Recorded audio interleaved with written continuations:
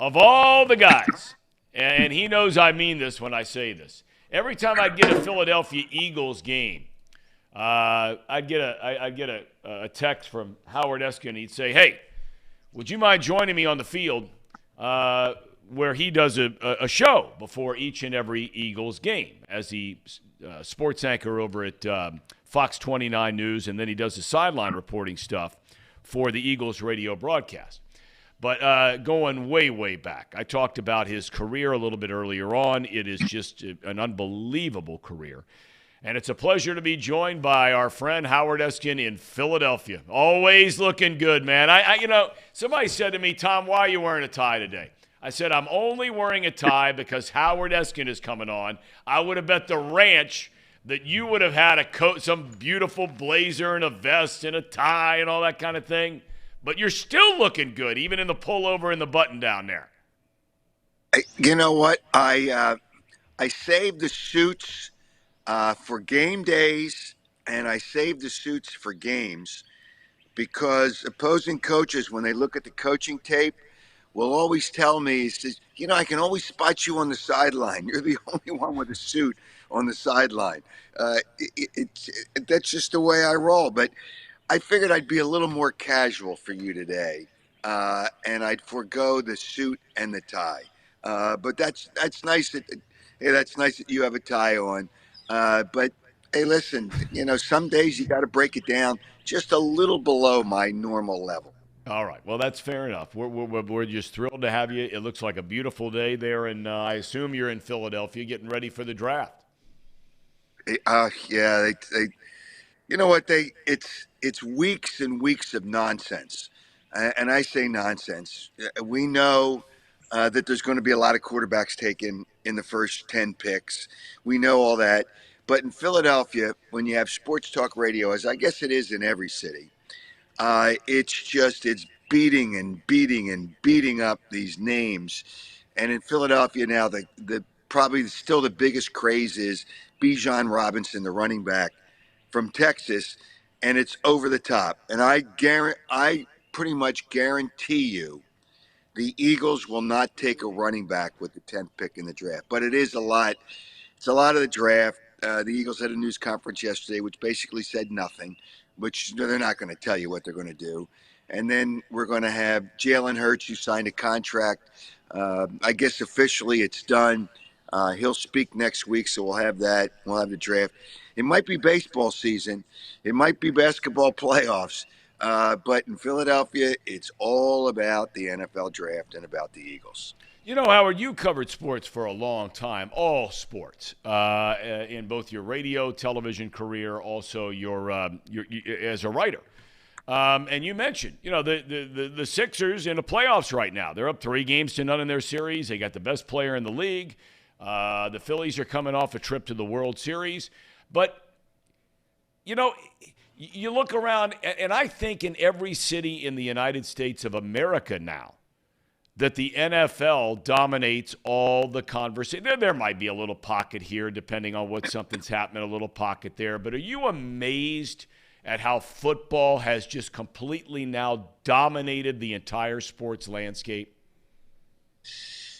I don't know that I'm amazed because it's been years. It's been years in the making, or years that it's happened. But I remember. See, I'll go back to the last time the Phillies won. Well, the last time they won a World Series, they still weren't the number one team in town. That was 2008. But I go back to the days because it was my first World Series in 1980 when you had Schmidt and you had Boa and you had Carlton and you had Pete Rose and you had, all these Hall of Famers on that team. And it was different then. And baseball, because the winter meetings were better, you usually had trades and not just agents and signings at the baseball winter meetings. So you had really a hotbed for close to 12 months a year of baseball, but that's gone. That's gone. Baseball is the winter meetings are, I think, irrelevant now as far as the fans are concerned. There's going to be signings at certain times, but football just dominates all year round because the NFL, they knew what they were doing. The combine, which I think is a waste of time for the fans, it's guys running 40-yard dashes and how high you jump and all that nonsense. But it's still big for the fans. And then you have, then you talk about the draft picks, and then you talk about the draft, and then you have the draft. And they do network shows on the schedule. It's amazing. Network shows when Mm-hmm. the schedule comes out, which will be shortly after the draft. They know what they're doing, and it just and then you have mini camps for football, and then you look at the draft picks, and then you look at the players that the Eagles or any team has signed. The NFL knew what they were doing. Really, they market it better than they just print money. They market it better than anybody else, and it's almost every day of the year you talk football, and that's what it is, and it's never going to change in Philadelphia, and I think in most of the country it's pretty much the same way. Even with bad football teams, they still talk football. Now you're going to have certain cities. The Yankees are going to be big in New York because the Giants are still years away from really contending to go to the Super Bowl. They can make the playoffs. You can give me all this nonsense, but you still need a quarterback, and I still don't think they have a quarterback. But New York, it's still the Yankees, and in Chicago, I don't know what's in Chicago anymore. The Cubs, the Bears, the Chicago Bulls aren't what they used to be. But other than that, it's football. It's football all over, and that's certainly the way it is here in Philadelphia. So we'll talk about the draft every minute of every day on WIP. Now, last night, uh, there was a playoff game, and other than the fact that it's the Nets, which are not a good team, you have all this stuff where players were thrown out, and Joel Embiid kicks a guy in the groin, and you do, and which he was wrong for doing, and he should have been thrown out of the game. But so they're talking about that a little bit today, but it'll revert right back to the draft, and right back to the NFL, and right back to the football. And even when the Eagles weren't that good, they still talk football. But now they're coming off a Super Bowl. Even with the Phillies coming off a World Series, I think you lose to Colorado last night. And how do you get shut out by Colorado? It's just there's something just not there yet with the Phillies, and I'm not sure why. Even with Bryce Harper out of the lineup, they miss Reese Hoskins, but still, it's just they're coming off a World Series, but it still goes right back to football. It's all about football. All right, I want to talk to you for a minute because here in Cincinnati, they don't have to get it done this offseason, but most people feel like it's going to get done, and that's a contract of Joe Burrow, their outstanding quarterback, right? The Eagles give Hurts, as you alluded to, this huge deal. He's the highest paid player in the history of the league. He led the team to the Super Bowl last year. I think he should have been the MVP had he not gotten hurt there and missed the last 4 weeks of the season. I thought he deserved to be the MVP up until that point, even ahead of Burrow and ahead of Patrick Mahomes, who eventually won it. Hurts, though, has never played a full season in the NFL as a quarterback without some type of injury. Do you like this deal?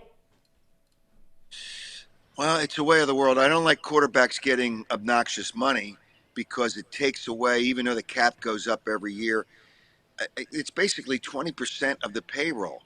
I don't know that you can continually build a winner when you have to start paying that money. Now, let's understand Kansas City did it, and the contract didn't start because there was time left on the contract. Mm-hmm. It didn't start till later, but it's getting more difficult for them, and they have the best quarterback in the league. Joe Burrow's obviously the second best quarterback in the NFL, but you can't do it when you're paying a quarterback $50 million. And if Jalen Hurts, now he averages 51 million, but for the next 2 years, in the third year, he's only on their cap. It's only going to be 20 some $1 million. So they backed it up, pushed it down the road, and they'll keep on. It'll catch up to teams at some point, but you keep on pushing it down the road. I just don't think paying a quarterback that the quarterback's the most important position on the team. There's no question about it. But paying a quarterback that kind of money is obnoxious. And how much money do you need? And it's all about the ego, not necessarily for Jalen Hurts, but for the agents, for the players' union. It's all about getting it higher and higher and higher. And it's crazy, the numbers out there now. But yeah, does he deserve it? you're going to have to pay him, but it doesn't start for a while the way the Eagles and the general manager, Howie Roseman, structured it. It doesn't hurt you for a while, so they still have a chance to build a team. They only have 5 draft picks this year unless they make a trade, and somehow I think they're going to trade the 30th pick in the first round and get an extra pick this year. But they have 12 or 13 picks next year because they got a bunch of compensatory picks. So with doing that, you've got to get young players that are successful. But that quarterback money it's crazy. But they had to do it. He's played really well. There's no reason to think that he won't continue along the line that he's going. And, people just think he's a running quarterback. Lamar Jackson is a runner who plays quarterback. Yep. Jalen Hurts has now kind of developed himself into a quarterback who also runs the football. And people have they don't understand. It's misrepresented how much he runs. He ran 165 times last year. There were 20 sneaks. There were 20 kneel downs. There were 40 some sneaks, when it's 3rd or 4th and 1. And the rest of them, and then there were like 35 or 40 scrambles, which is not designed as a running play. So when you really break it down, he only ran about 65 times last year. And it's not bad. And Nick Sirianni, the head coach, said yesterday, we're not going to change who he is just because you think we have to protect him. We're going to allow him to be the quarterback he is, which makes him a good quarterback. So, but it is crazy money. And it's going to get, I'm telling you, it's going to get worse. In 3 years, a quarterback, a good one, will make over $60 million a year if he's good enough. It's nuts. It is absolutely insane. Looking at, I know they didn't say anything at the press conference, and they're not going to, as you pointed out. But one piece of news that came out of there, and I always find it interesting. I think you probably do too, when there's a little sort of intrigue to moves that teams make. Matt Patricia, former head coach of the Detroit Lions, where he made his name, of course, for many, many years, working alongside Bill Belichick as his defensive coordinator. Last year, he asked him to be an offensive coordinator. It did not work out. Patricia is hired by the Eagles, or is going to be hired by the Eagles, as a defensive, I don't know what the word is, but he's going to be a guy that's involved in the defense, not as a coordinator, but helping him game plan, et cetera, et cetera. The intrigue comes in where Patricia had an incident when he was the head coach of the Lions with Darius Slay, the outstanding corner of the Philadelphia Eagles, who at the time was playing for him in Detroit. What do you make of that whole thing? Well, I'm not a Matt Patricia fan, and I'm sure that the Eagles liked him. They interviewed him quite a while ago. I think they really did him a favor because he didn't get a job. Apparently, he didn't get a job, and Nick Sirianni, who's obviously has some kind of relationship somewhere along the way, or somebody there does, wanted to give him a job, try to keep him in the mix. And I'm okay. I understand that. That's nice that they do that. An advisor, I guess, is what he's going to be. But I don't know that he'll have much contact with Darius Slay. Darius Slay is kind of an interesting, I'll say interesting to try to be nice about it, kind of an interesting guy. He's got his own opinions. He's strong about those, and that's fine. But players just got to play the game. He's on Twitter too much. I can't take it anymore with Twitter. I had to unfollow him. It's too much. It's just nonsense and more BS, and just play the game. So, but I don't think there's going to be that much of a problem because I don't know that he'll really have direct, when I say direct contact, on the field, telling him what to do, and this is what you got to do, because he's not going to be that coach. He's not the defensive coordinator. They obviously hired a defensive coordinator, which I guess Darius Slay has got to get to know a little bit. But no, I don't think it'll be a big problem. It's just, and if he can help, that's fine. Nick Sirianni said he has a good body of work, Well, he failed as a head coach, and his boy Bill Belichick moved on from him. So I don't know what they did him. They did him a solid. They did him a favor, and they gave him a job to keep him in the mix. And I'm sure they hope he gets a job down the line somewhere else. But I'm not. I'm not a fan just based on what I've seen over the last. I don't know him. I don't think I've ever met him. I'm sure I will with mini camps coming up, and I'm sure they'll introduce him at some point to the media.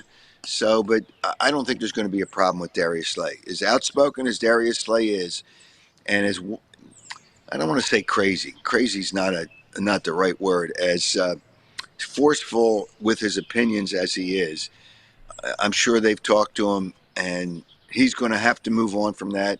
And I'm sure Matt Patricia will. And again, I don't think there's going to be as much contact as you would have if he coached the defensive backs or coached the position. He's an advisor on the defense, and they have a coordinator. I'm not so well. Look, I think any coach or head coach or manager, they're going to connect with the fan base in any particular city if they win, right? I mean, you win, you have parades, everybody loves everybody, everything's cool. Did we lose Howard there? We did. Let's see if we can maybe get him back. He may be getting a phone call. Okay. He may be getting a phone call. Sometimes all he's got to do is, if he texts you, Tom, all he's got to do is click that same link again. The same link's still active. I will text him that. Oh, there he is. Hold on. Okay. All right. Must have gotten a phone call or something. That normally throws us out of whack around here. Good to have Howard back. Howard, I was talking about in any particular city, you're going to connect as a head coach or a manager with a fan base when you win. But Sirianni, I mean, this guy, at least from the outside, sitting all the way here in Cincinnati, if there was a guy that to me, I mean, just seemed like he was the perfect guy for that city. Am I right on that? Being who? What, Sirianni. It just seems like there was a connection, like a Philly kind of a guy that they would love. Or maybe I'm totally wrong on that. No, they didn't love him at first, but he is a guy because he gets it. He really gets it. He doesn't get sensitive to the noise outside, and there is a lot of noise outside. Hey, after his first 5 games, or his first 7 games, I think he was 2-5 his first year. And some of these nitwits on the air, whether it's callers or talk show hosts, were ready to fire him without giving him a chance. His first news conference was a train wreck. Yeah. And the problem was, public relations people give you, hey, say this, don't say this. And he's got all these, and it was Zoom at that time because we were in the pandemic. Say this, don't say this. And you could see he's looking at his notes on what to do. Just be yourself, real and natural. Just be. And he picked that up. And after that, he got better at that and he understood it. And then they rip him for some of the things that come out of his meetings, which he shares with people. He showed a plant during one of the team meetings on Wednesday when they start their week, and he talked about growth. And it wasn't just about talking about plants, but he ran a video of Peyton Manning one time from a Saturday Night Live skit where he's throwing footballs and knocking down kids. I forget what the analogy he used, but he gets players' attention. He's creative. He's got the respect, and the players like him, which is hard to get both. Bill Belichick never got both. He had guys that maybe respected him but didn't like him. It's hard to get both, but the city, he understands the city. Now there's people that are still going to rip him for the Super Bowl. It's his fault. It's never the players. It's always I shouldn't say, it's either the quarterback or the coach. But he's connected because he understands, for the most part, never going to be 100%, because he understands the people. He understands what the city is, and he's a sharp enough guy to have picked that up fairly quickly. So I like the guy. I think he's got great personality, but he's creative. He knows what he's doing, and obviously being on the sidelines during the game as a sideline reporter, I keep an eye I keep an extra lookout on the coach and the quarterback. How has the quarterback responded to a poor series? How has the quarterback responded to an interception? How has the quarterback responded to a good series? So I keep an eye on the quarterback. And that was when the Eagles won a Super Bowl with Nick Foles. I always says, this is going to be fine. He'll go off on officials a lot. He doesn't go off on the players as much. He'll talk to them, but he does. But when it comes time to get, and he's very emotional and he'll high five, and he's high fiving everybody. He's getting the fans to start cheering and yelling and screaming. But when it comes time to be into the game, he's right there. Is he going to make mistakes? Yeah, everybody makes mistakes. Is he going to call a timeout when he shouldn't have called a timeout? Yeah, that's hindsight in most cases.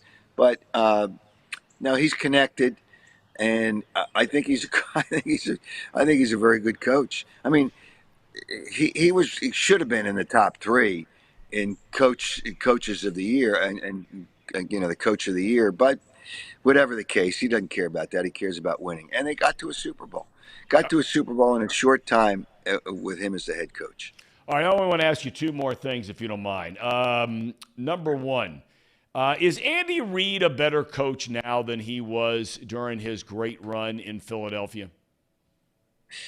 I think everybody learns over time. I'm trying to think because I don't see him every game, and they're in the AFC, so I'm not going to. Well, I'm at the game, so I'm not going to see as much. I talk to Andy quite often, and I talked to him a few weeks ago at the NFL league meetings. We talk a lot. We talk about a lot of things, and not just football.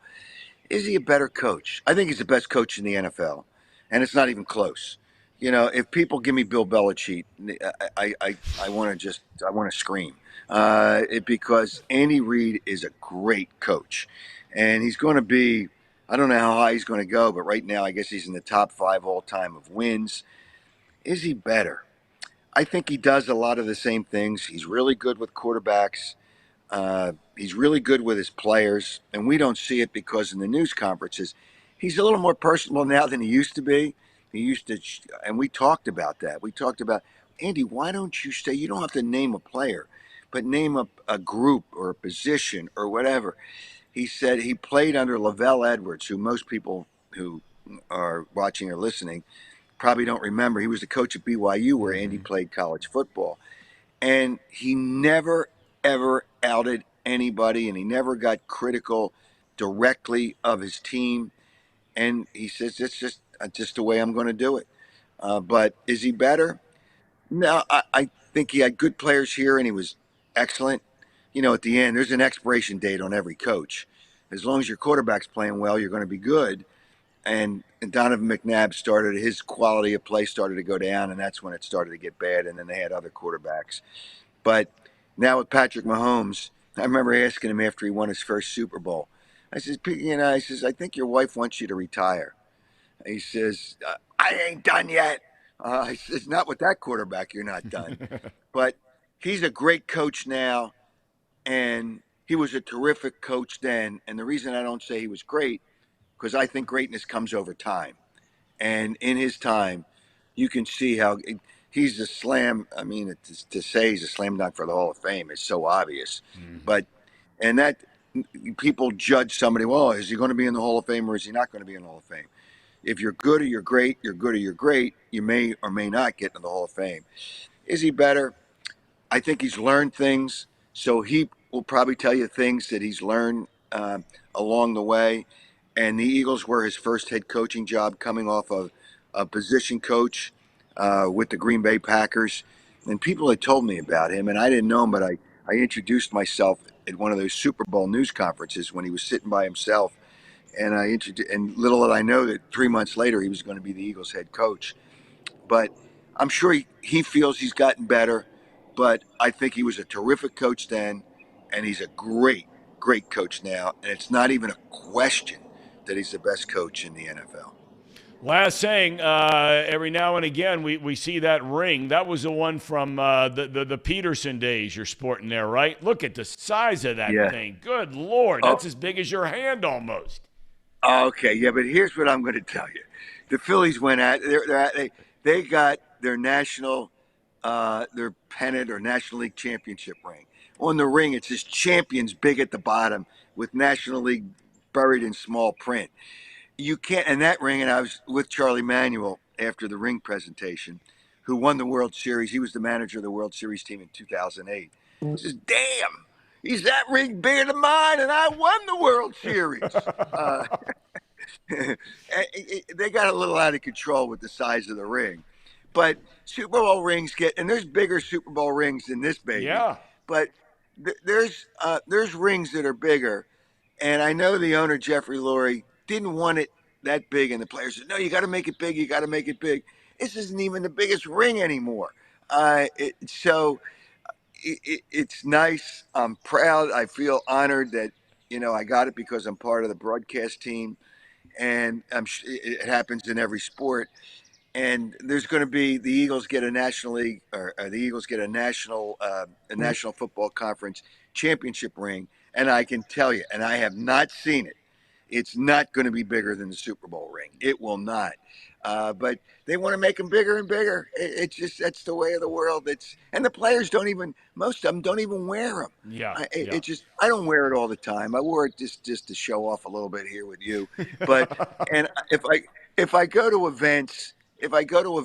I'll wear them because people love it. And if there's kids at those events, I'll take off the ring and I'll put it on the kid's finger. And the parents get so excited and they take a picture of the kid with the ring and they get so excited. And you're just making people happy because it's a moment that I'll never forget. And I'll move on from the ring and just give you a little backstory.